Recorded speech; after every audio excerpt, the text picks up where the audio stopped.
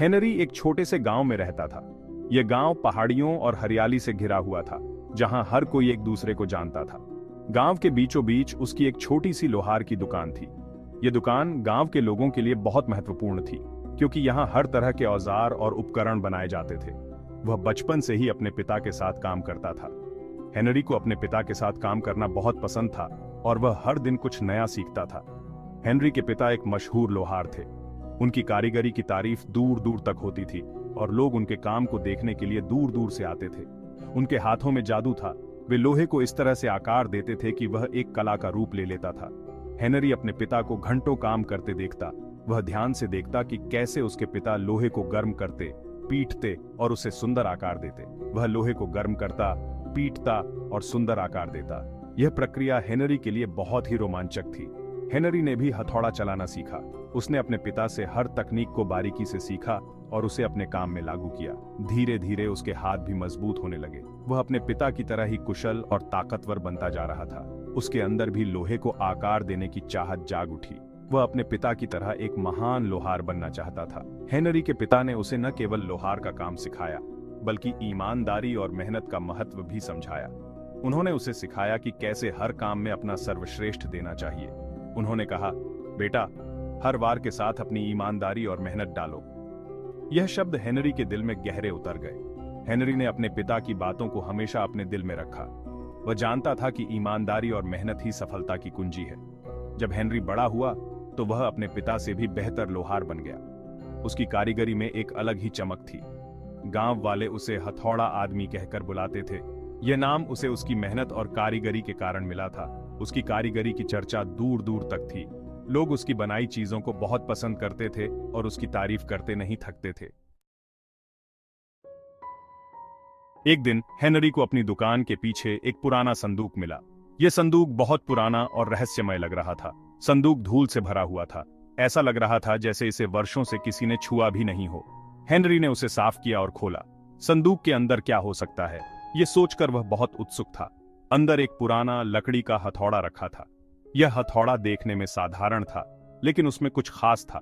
हथौड़ा देखने में साधारण था, लेकिन उसे छूने पर हेनरी को एक अजीब सी शक्ति का एहसास हुआ। ऐसा लगा जैसे यह हथौड़ा किसी जादू से भरा हो। यह कोई साधारण हथौड़ा नहीं था। यह हथौड़ा सदियों पुराना था और इसके ऊपर अजीबोगरीब नक्काशी की गई थी। यह हथौड़ा सदियों पुराना था। इसके ऊपर की नक्काशी बहुत ही अनोखी और रहस्यमय थी। इसके ऊपर अजीबोगरीब नक्काशी की गई थी। हेनरी ने पहले कभी ऐसी नक्काशी नहीं देखी थी। हेनरी ने पहले कभी ऐसी नक्काशी नहीं देखी थी। वह इस हथौड़े की उत्पत्ति और इसके इतिहास के बारे में सोचने लगा।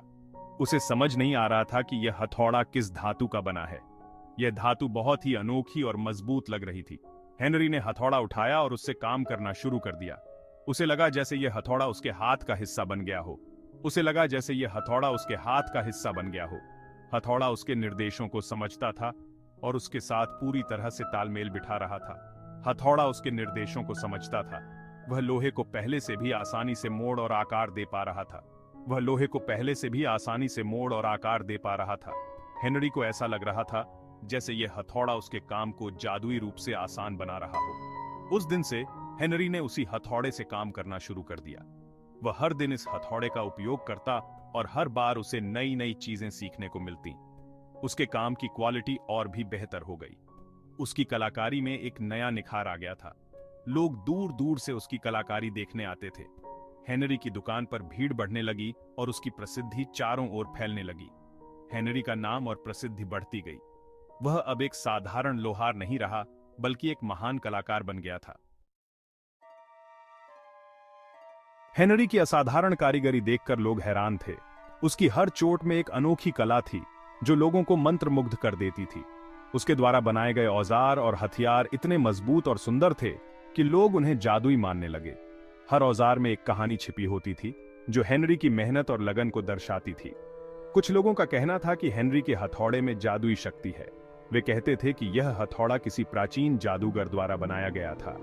हेनरी के हथौड़े से निकली चिंगारियां हवा में अजीबोगरीब आकृतियां बनाती थीं। ये आकृतियां कभी कभी जानवरों की होती तो कभी फूलों की। जैसे ही हथौड़ा गर्म लोहे पर प्रहार करता था, एक मधुर ध्वनि गूंजती थी। यह ध्वनि इतनी मधुर थी कि लोग इसे संगीत की तरह सुनते थे। यह ध्वनि लोगों को मंत्रमुग्ध कर देती थी। वे कहते थे कि यह ध्वनि उनके दिलों को सुकून देती है और उनकी आत्मा को शांति मिलती है। गांव की महिलाएं कहती थीं कि हेनरी के हथौड़े की आवाज सुनकर उनके बीमार बच्चे ठीक हो जाते हैं। वे मानती थीं कि इस आवाज में एक अदृश्य उपचार शक्ति है। किसानों का मानना था कि हेनरी द्वारा बनाए गए हल से उनकी फसल अच्छी होती है। वे कहते थे कि इन हलों में एक विशेष ऊर्जा होती है जो मिट्टी को उपजाऊ बनाती है। धीरे धीरे हेनरी और उसके हथौड़े के बारे में अनेक कहानियां बन गईं। लोग रात को आग के पास बैठकर इन कहानियों को सुनते और सुनाते थे। हेनरी इन अफवाहों पर मुस्कुराता। उसे पता था कि ये कहानियां उसकी मेहनत और कला की प्रशंसा है। वह जानता था कि उसके हथौड़े में कोई जादू नहीं है। ये उसकी कड़ी मेहनत और समर्पण का परिणाम था। उसकी कारीगरी उसकी सालों की मेहनत और लगन का नतीजा थी। हर औजार और हथियार में उसकी आत्मा का एक हिस्सा होता था। लेकिन वह यह भी जानता था कि कुछ कहानियां लोगों को खुशी देती हैं, और अगर उसकी कारीगरी से लोगों के जीवन में खुशी आती है तो वह इसे अपनी सबसे बड़ी उपलब्धि मानता था। पड़ोसी गांव में रोलैंड नाम का एक लोहार रहता था। वह भी अपने काम में कुशल था, लेकिन हेनरी जितना नहीं। जब से रोलैंड ने हेनरी की प्रसिद्धि के बारे में सुना था, तब से वह जलन से भर गया था। रोलैंड हेनरी से ईर्ष्या करता था। वह हेनरी की सफलता को बर्दाश्त नहीं कर सकता था। उसने हेनरी को नीचा दिखाने की ठान ली थी। रोलैंड ने हेनरी के बारे में अफवाहें फैलानी शुरू कर दी। रोलैंड ने लोगों से कहा कि हेनरी का हथौड़ा चुराया हुआ है। उसने कहा कि हेनरी जादू टोना करके अपने औजारों को मजबूत बनाता है। वह चाहता था कि लोग हेनरी से डरें और उससे दूर रहें। रोलैंड की अफवाहों का हेनरी पर कोई असर नहीं हुआ। वह जानता था कि सच्चाई क्या है। उसने अपना काम और भी लगन से करना शुरू कर दिया। शुरू में लोगों ने रोलैंड की बातों पर ध्यान नहीं दिया। वे हेनरी और उसके काम को जानते थे, लेकिन रोलैंड ने अपनी अफवाहें फैलानी जारी रखीं। धीरे धीरे कुछ लोगों के मन में शंका के बीज पड़ने लगे। वे सोचने लगे, क्या सचमुच हेनरी जादू टोना करता है? क्या इसीलिए उसके औजार इतने मजबूत होते हैं? शंका का यह बीज धीरे धीरे बढ़ने लगा। कुछ लोगों ने हेनरी से दूरी बनाना शुरू कर दी। वे उसके हथौड़े की आवाज से डरने लगे। रोलैंड को लगा कि उसकी चाल काम कर रही है। वह खुश था कि हेनरी की प्रतिष्ठा को नुकसान पहुंच रहा है। हेनरी को इस बात का दुख था कि लोग उस पर शक कर रहे हैं, लेकिन वह जानता था कि उसे अपनी सच्चाई साबित करनी होगी।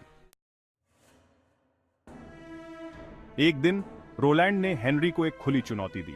उसने कहा, हेनरी, अगर तुम सचमुच एक कुशल लोहार हो तो मुझे एक प्रतियोगिता में हराओ। रोलैंड को विश्वास था कि वह हेनरी को हरा देगा और उसकी सच्चाई सबके सामने लाएगा। हेनरी ने पहले तो मना कर दिया। वह प्रतियोगिता में विश्वास नहीं रखता था, लेकिन रोलैंड ने उसे ताना मारना जारी रखा। आखिरकार हेनरी ने चुनौती स्वीकार कर ली। प्रतियोगिता का दिन आ गया। दोनों गांवों के लोग इकट्ठा हो गए थे। रोलैंड और हेनरी को एक एक भट्टी और लोहे का एक टुकड़ा दिया गया। उन्हें एक निश्चित समय में सबसे अच्छा औजार बनाना था। रोलैंड ने बड़े जोश से काम करना शुरू कर दिया। वह चाहता था कि सभी लोग उसकी कलाकारी देखें। दूसरी ओर हेनरी शांत और एकाग्र था। वह जानता था कि उसे अपना सर्वश्रेष्ठ देना है।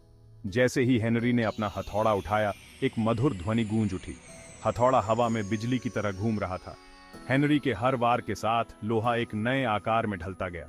लोग मंत्रमुग्ध होकर उसे देख रहे थे। समय समाप्त हो गया। रोलैंड ने एक सुंदर तलवार बनाई थी। भीड़ ने उसकी तारीफ की, लेकिन जब हेनरी ने अपना काम दिखाया तो सब लोग दंग रह गए। उसने एक ऐसा हल बनाया था जो पहले कभी नहीं देखा गया था। हेनरी का हल न केवल सुंदर था, बल्कि मजबूत भी था। इसमें ऐसी नक्काशी की गई थी जो देखने में बहुत ही मनमोहक लग रही थी। लोगों ने पहले कभी ऐसा हल नहीं देखा था। रोलैंड को अपनी हार का एहसास हो गया। उसे समझ आ गया कि वह हेनरी को कभी नहीं हरा सकता। उसने हेनरी से माफी मांगी। उसने स्वीकार किया कि वह जलन की वजह से उसके बारे में अफवाहें फैला रहा था। हेनरी ने रोलैंड को माफ कर दिया। उसने कहा, रोलैंड, हम दोनों को मिलकर काम करना चाहिए। हम एक दूसरे से सीख सकते हैं। रोलैंड हेनरी की बात सुनकर बहुत खुश हुआ। उस दिन से रोलैंड और हेनरी अच्छे दोस्त बन गए। वे अक्सर एक दूसरे की दुकानों पर जाते थे और काम के बारे में बातें करते थे। रोलैंड ने हेनरी से बहुत कुछ सीखा। दोनों लोहार मिलकर काम करते थे। वे नए नए औजार और हथियार बनाते थे। उनकी दोस्ती की चर्चा पूरे इलाके में होने लगी। लोगों ने सीखा कि जलन और प्रतिस्पर्धा से कुछ हासिल नहीं होता। हेनरी और रोलैंड की कहानी एक मिसाल बन गई। लोगों ने सीखा कि सहयोग और एकता से ही प्रगति संभव है। हेनरी हमेशा लोगों की मदद करता था। वह गरीबों से पैसे नहीं लेता था। वह हमेशा मुस्कुराता रहता था और सभी से प्यार से बात करता था। हेनरी की दयालुता और उदारता के कारण लोग उसे बहुत प्यार करते थे। हेनरी का मानना था कि दयालुता सबसे शक्तिशाली हथियार है। दयालुता से हम किसी का भी दिल जीत सकते हैं। हेनरी दूसरों की मदद करके खुशी महसूस करता था। वह जानता था कि सच्ची खुशी दूसरों को खुश करने में है। हेनरी की कहानी हमें बताती है कि हमें हमेशा दयालु और सहायक होना चाहिए। हेनरी की कहानी पीढ़ी दर पीढ़ी चलती रही। लोग उसे हथौड़ा आदमी के रूप में याद करते थे। उसकी कहानी ने लोगों को ईमानदारी, मेहनत और दयालुता का महत्व सिखाया। हेनरी का हथौड़ा गांव के म्यूजियम में रखा गया। यह हथौड़ा लोगों को याद दिलाता था कि साधारण व्यक्ति भी असाधारण काम कर सकता है। बस जरूरत है तो सच्चे दिल और नेक इरादों की। हेनरी की कहानी हमें प्रेरित करती है कि हम भी अपने काम में ईमानदार रहें, मेहनत करें और हमेशा दूसरों की मदद के लिए तैयार रहें।